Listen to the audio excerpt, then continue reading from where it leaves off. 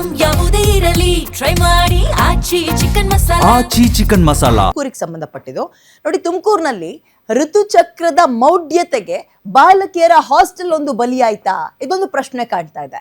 ಬಾಲಕಿಯರ ವಸತಿ ನಿಲಯದ ಸುತ್ತ ಋತುಚಕ್ರದ ಮೌಢ್ಯತೆ ಆವರಿಸಿದೆ. ಹಾಸ್ಟೆಲ್ ವಿದ್ಯಾರ್ಥಿನಿಯರ ಋತುಚಕ್ರದಿಂದ ಓಕೆ ಅಂದ್ರೆ ಈಗ ಈ ಹಾಸ್ಟೆಲ್ ಯಾವುದು, ಯಾಕೆ ಋತುಚಕ್ರದ ಮೌಢ್ಯತೆಗೆ ಹಾಸ್ಟೆಲ್ಗೆ ಬೇಗ ಬಿತ್ತು ಅನ್ನೋದ್ರ ಬಗ್ಗೆ ಡೀಟೇಲ್ಸ್ ನೋಡ್ತಾ ಹೋಗೋಣ.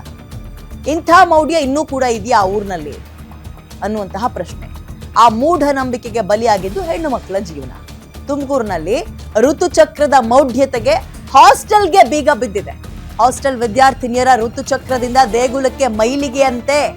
ಕಸ್ತೂರಬಾ ಗಾಂಧಿ ಬಾಲಕಿಯರ ಹಾಸ್ಟೆಲ್ಗೆ ಋತುಚಕ್ರದ ಕಳಂಕ ಅಂಟುತ್ತಾ ಇದೆ. ತುಮಕೂರು ಜಿಲ್ಲೆ ಕೊರಟಗೆರೆ ತಾಲೂಕಿನ ಅಕ್ಕಿರಾಂಪುರದಲ್ಲಿರುವ ಹಾಸ್ಟೆಲ್ ಇದು. ಹಾಸ್ಟೆಲ್ನ ಪಕ್ಕದಲ್ಲೇ ಏಳು ಮುಂದೆಮ್ಮ ದೇಗುಲ ಇದೆ. ಮೈಲಿಗೆ ಅಂತೆ ಏಳು ಮಂದೆಮ್ಮ ದೇಗುಲ, ಅದು ಕೂಡ ಹೆಣ್ಣು ದೇವಿಯ ದೇವಸ್ಥಾನ. ಪೀರಿಯಡ್ಸ್ ಆಗುವ ಹೆಣ್ಮಕ್ಳು ಅಲ್ಲಿ ಓಡಾಡಿದ್ರೆ ಕೆಟ್ಟದಾಗುತ್ತಂತೆ. ಇದೇ ಮೌಢ್ಯಕ್ಕೆ 5-6 ವರ್ಷದಿಂದ ಹಾಸ್ಟೆಲ್ಗೆ ಬೀಗ ಬಿದ್ದಿದೆ. ಹೆದರ್ಕೊಂಡು ಹೆಣ್ಮಕ್ಳನ್ನ ಹಾಸ್ಟೆಲ್ಗೆ ಪೋಷಕರು ಕೂಡ ಕಳಿಸ್ತಾ ಇಲ್ವಂತೆ. ನೋಡಿ, ತುಮಕೂರಿನ ಅಕ್ಕಿರಾಂಪುರದಲ್ಲಾಗಿರುವಂತಹ ಘಟನೆ. ಈಗ ಈ ಮೌಢ್ಯತೆಯಿಂದ ಹೊರಗೆ ಬನ್ನಿ ಅಂತ ನಾವು ಪೇರೆಂಟ್ಸಿಗೆ ಹೇಳುವಷ್ಟು ಸಮಯ ಸದ್ಯಕ್ಕೆ ಇಲ್ಲ. ಆ್ಯಂಡ್ ಅವ್ರಿಗೆ ಅರ್ಥ ಮಾಡಿಸೋದು ಕೂಡ ತೀರಾ ಕಷ್ಟ. ಯಾಕಂತ ಹೇಳಿದ್ರೆ ನಮ್ಮ ಮಕ್ಕಳು ಜೀವನ ಏನಾದರೂ ನಾಳೆ ದಿನ ಹೆಚ್ಚು ಕಡಿಮೆ ಆಗ್ಬಿಟ್ರೆ ಅನ್ನೋ ಆತಂಕ ಇರುತ್ತೆ. ಆದರೆ ಈ ಮೌಢ್ಯತೆಯನ್ನ ಹುಟ್ಟಾಕ್ದವ್ರು ಯಾರು? ನಂಬರ್ 1. ಎರಡನೇದು ಗಮನಿಸಿ, ಹೆಣ್ಣು ಮಕ್ಕಳಿಗೆ ಋತುಚಕ್ರ ಸಮಸ್ಯೆ ಅನ್ನೋದಾದ್ರೆ ಅದ್ರ ಮುಂಭಾಗ ಇರುವಂತಹ ದೇವಸ್ಥಾನ ಇದೆಯಲ್ಲ, ಈಗ ಏಳು ಮಂದೆಮ್ಮ ದೇವಸ್ಥಾನ ಅಂತ, ಅಲ್ಲೂ ಕೂಡ ಹೆಣ್ಣು ದೇವಿಯೇ ಇರೋದು. ಯಾರು ಈ ಇರ್ಲಾರ್ದೆ ಅಂದ್ರೆ ಇಲ್ದಲ್ಲೇ ಇರುವಂತಹ ವಿಚಾರಗಳನ್ನ ಸೃಷ್ಟಿ ಮಾಡಿದ್ದು ಹಾಗಾದ್ರೆ? ಓಕೆ, ಈಗ ಮುಂಚೆ ಅಲ್ಲಿ ಹಾಸ್ಟೆಲ್ ಇತ್ತ ಅಥವಾ ದೇವಸ್ಥಾನ ಫಸ್ಟ್ ಇತ್ತ? ದೇವಸ್ಥಾನವೇ ಫಸ್ಟ್ ಇದ್ದಿದ್ದು ಅನ್ನೋದಾದ್ರೆ ಹಿಂದೆ ಜಾಗವನ್ನ ತಗೊಂಡು ಪಾಯ ಹಾಕಿ ಬಿಲ್ಡಿಂಗ್ ಕಟ್ಟಿ ಸುಸಜ್ಜಿತವಾಗಿ ಒಂದು ಹಾಸ್ಟೆಲ್ ರೆಡಿ ಮಾಡೋ ತನಕ ಬಾಯಿ ಕಡುಬು ಕಚ್ಕೊಂಡಿದ್ರ ಊರ್ನವರು ಅಥವಾ ದೇವಸ್ಥಾನಕ್ಕೆ ಸಂಬಂಧಪಟ್ಟವರು. ನಂಬರ್ 3, ನಾನು ಹೇಳಿದ್ನಲ್ಲ, ಪೇರೆಂಟ್ಸ್ಗಳಿಗೆ ಇದರಿಂದ ನಾವು ಈಗ ಅರ್ಥ ಮಾಡಿಸಿ ನಿಮ್ಮ ಮಕ್ಕಳನ್ನ ಕಳಿಸಿ ಅಂತ ಹೇಳೋಕೆ ತೀರಾ ಕಷ್ಟ.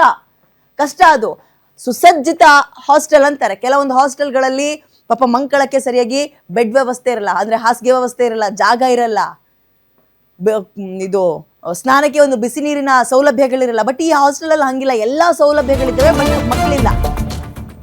ಋತುಚಕ್ರದ ಮೌಢ್ಯತೆಯಿಂದ ಹಾಸ್ಟೆಲ್ಗೆ ಮೂಲ ಸೌಕರ್ಯ ಸಿಗ್ತಿಲ್ಲ ಅಂತ ಇದ್ದಾರೆ. ಗ್ರಾಮದ ಹೊರಗಿರುವ ಹಾಸ್ಟೆಲ್ಗೆ ಪುಂಡ ಪೋಖರಿಗಳ ಕಾಟ ಅಂತೆ. ಹಾಸ್ಟೆಲ್ನ ಹಿಂಭಾಗ ಕಾಂಪೌಂಡ್ ಇಲ್ಲದೆ ಬಾಲಕಿಯರಿಗೆ ಅಭದ್ರತೆ ಕಾಡ್ತಾ ಇದೆಯಂತೆ. ಅಡುಗೆ ತಯಾರಕರು, ಭದ್ರತಾ ಸಿಬ್ಬಂದಿಯೂ ಇಲ್ಲ, ಅಭಿವೃದ್ಧಿ ಕೊರತೆ ಇದೆ. ಹಾಗಾಗಿ ಹಾಸ್ಟೆಲ್ ಮುಚ್ಚಿ ಮಕ್ಕಳ ಬಗ್ಗೆ ಅಪಪ್ರಚಾರವನ್ನ ಎಬ್ಬಿಸ್ತಾ ಇದ್ದಾರೆ. ಹಾಸ್ಟೆಲ್ ಮುಚ್ಚೋದ್ರಿಂದ ಶಾಲೆಗೆ ಬರೋ ಮಕ್ಕಳ ಶಿಕ್ಷಣಕ್ಕೆ ಸಮಸ್ಯೆ ಆಗುತ್ತೆ. ಗ್ರಾಮದ ಒಳಗಿರುವ ಬಾಲಕರ ವಸತಿ ನಿಲಯಕ್ಕೆ ಬದಲಾಯಿಸಿ ಬಾಲಕರ ವಸತಿ ನಿಲಯವನ್ನ ಬಾಲಕಿಯರ ಕಟ್ಟಡಕ್ಕೆ ಸ್ಥಳಾಂತರಿಸಿ ಕೂಡಲೇ ಸಮಸ್ಯೆಯನ್ನು ಬಗೆಹರಿಸಬೇಕು ಅಂತ ಅಕ್ಕಿರಾಂಪುರ ಗ್ರಾಮಸ್ಥರು ಒತ್ತಾಯ ಮಾಡ್ತಿದ್ದಾರೆ. ಡೆಫಿನೆಟ್ಲಿ ಎಸ್, ಅಂಡ್ ಇದು ಸಾಲಿಡ್ ಸೊಲ್ಯೂಷನ್. ಈಗ ಇನ್ನೂ ಕೂಡ ಕೇವಲ ಹಳ್ಳಿ ಭಾಗದಲ್ಲಿ ಮಾತ್ರ ಅಲ್ಲ, ಪಟ್ಟಣದಲ್ಲೂ ಕೂಡ ಈ ಋತುಚಕ್ರ ಆಗ್ಬಿಟ್ರೆ ದೇವಸ್ಥಾನಕ್ಕೆ ಹೋಗ್ಬಾರ್ದು, ಮನೆಯಲ್ಲಿರೋ ದೇವ್ರ ಮನೆಗೂ ಹೋಗ್ಬಾರ್ದು ಅನ್ನುವಂತಹ ಮೂಢನಂಬಿಕೆ ಇದೆ. ಅದು ಮೂಢನಂಬಿಕೆಯೋ ಅಥವಾ ಅವರ ಭಕ್ತಿಯೋ ಅದು ಪಕ್ಕಕ್ಕಿಡೋಣ. ಬಟ್ ಇಂಥ ಸಮಸ್ಯೆ ಇದ್ದಾಗ ಇದನ್ನ ಬದಲಾಯಿಸೋದು ತೀರಾ ಕಷ್ಟ. ಅಲ್ಲಿ ಗಂಡು ಮಕ್ಕಳಿಗೂ ಹಾಸ್ಟೆಲ್ ವ್ಯವಸ್ಥೆ ಇದೆ ಅಂದಾಗ ಶಿಫ್ಟ್ ಮಾಡ್ಬೋದು. ಬಟ್ ಇಲ್ಲಿ ದೇವರ ಹೆಸರಲ್ಕೊಂಡು ಆಟ ಆಡ್ತಾ ಇರೋದು ಕಾಣಿಸ್ತಾ ಇದೆ. ಮೂಲ ಸೌಕರ್ಯಗಳನ್ನ ಕಲ್ಪಿಸ್ಕೊಡ್ತಾ ಇಲ್ಲ, ಸರಿಯಾದ ಭದ್ರತೆ ಇಲ್ಲ. ಅಂದ್ರೆ ಯಾವ ಪೇರೆಂಟ್ಸು ಕೂಡ ಮಕ್ಕಳನ್ನ ಕಳ್ಸಲ್ಲ ಹಾಸ್ಟೆಲ್ಗೆ. ನೀವು ವ್ಯವಸ್ಥೆಗಳನ್ನ ಕೊಡದೆ ಅಲ್ಲಿ ದೇವ್ರ ಮೇಲೆ ಎತ್ತಾಕಿದ್ರೆ ರಜಾ ಆದಾಗ 9 ದಿನ 10 ದಿನ ಅಂತ ಕಡೆ ಹೋಗಂಗಿಲ್ಲ. ಕೈನಾಗ ಏನಿದೋ ಆ ಥರ ಆದಾಗ ತಗೊಂಡ್ಬಿಟ್ಟು ವಾಪಸ್ ಬಂದ್ಬಿಡ್ತಾರೆ ಅವರು. ಸ್ನಾನ ಮಾಡ್ಕೊಂಡು 10 ದಿನ ಆದಮೇಲೆ ಹತ್ತು ಕಡೆಗೆ ಹೋಗೋದು. ಒಂದು 7-8 ವರ್ಷ ಆಗ್ತಾ ಬಂದಿದ್ದೆ ಅಂದಾಜು. ಇದು ದೊಡ್ಡಾಗಿ ಯಾವ ಹೆಣ್ಣು ಮಕ್ಕಳು ಬಂದಲ್ಲಿ ಹಾಸ್ಟೆಲಲ್ಲಿ ಇರೋಕ್ಕೆ ಅವಕಾಶ ಆಗ್ತಾಯಿಲ್ಲ. ಆ ಅಮ್ಮನ ಜಾಗದಲ್ಲಿ ಆ ಥರ ಅದು. ಇಲ್ಲಿಂದ ಒಂದು ಅರ್ಧ ಕಿಲೋಮೀಟರ್ ಆಗೋದು, ಇಲ್ಲೇ ಮುಂದೆ ಮುಂಭಾಗದಲ್ಲಿ. ಇಲ್ಲಿ ಹತ್ತಿಂದ ಬರ್ಬೇಕಾದ್ರೆ ಗೋರಿ ದೇವಸ್ಥಾನ ಹತ್ರ ಹತ್ತಿಂದ ಬರಬೇಕು, ಸ್ವಲ್ಪ ಭೀತಿ ಬೀಳ್ತದೆ ಹೆಂಗ್ಸರು ಬರ್ಬೇಕಾದ್ರೆ. ಅಲ್ಲ ಬರ್ಬೇಕಾದ್ರೆ ಹೆಂಗೆ ಹೋಗೋದು ಹೆಂಗಿಲ್ಲ ಅಂತೇಳಿ ಕೆಲವು ಜನ ಚಿನ್ಗನಹಳ್ಳಿ ಮೇಲೆ ಹಸಿ ಅಡಿಗೆ ಮೇಲೆ ಹಂಗಾಸಿ ಕೆಲವು ಜನ ಬರುತ್ತೆ. ಅಷ್ಟೆಲ್ಲ ಯಾರು ಹೋಗೋದೇ ಇಲ್ಲ. ನಮ್ಮ ಸುತ್ತಮುತ್ತ ಹಳ್ಳಿ ಗೊತ್ತಿಲ್ಲ ಯಾರು ಹೋಗೋದಿಲ್ಲ. ಗೊತ್ತಿಲ್ಲದವರು ಅವಕಾಶ ಆಗಿ ಏನು ಏನು ಅದು ದೇವಸ್ಥಾನ ಐತೆ ಅಲ್ಲಿ, ಏಳ್ಮಂದಮ್ಮನ ದೇವಸ್ಥಾನ ಅಂತ. ಅದರಿಂದ ಹೆಣ್ಮಕ್ಳುಗಳು ಯಾರು ಹೆದರ್ಕೊಂಡು ಅಲ್ಲಿ ಇರೋದಿಲ್ಲ. ಹಾಸ್ಟೆಲಲ್ಲಿ ಗಡಿ ಐತೆ ಅಲ್ಲಿ. ಅದೇ ಹೆಣ್ಮಕ್ಳು ತೊಂದರೆ ಆದರೆ ಒಂದು 5-6 ದಿವಸ ಆ ಕಡೆ ಹೋಗಲ್ಲ, ಕೆಲವರು 10 ದಿವಸ ಆದರೂ ಹೋಗಲ್ಲ. ಅಲ್ಲೇನೋ ಕೆಲಸ ಮಾಡ್ತಿದ್ದಾಗ ಆ ಥರ ತೊಂದರೆ ಆದರೆ ಕೈಯಾಗ ಏನಿರ್ತೈತೆ ಹುಲ್ಲು ಸೊಪ್ಪು ಕುಡುಗುಲು ತಿರುಗಿ ನೋಡ್ದಂಗೆ ಸೀದಾ ಮನೆಗೆ ಬಂದ್ಬಿಟ್ಟು ಸ್ನಾನ ಮಾಡ್ಕೊಂಡು ಒಂದು 10 ದಿವಸ ಅದು ಹೋಗೋದೇ ಇಲ್ಲ. ಹಂಗೆ ಇದ್ರು ಒಂದು 2-3 ವರ್ಷ ನಡೀತು.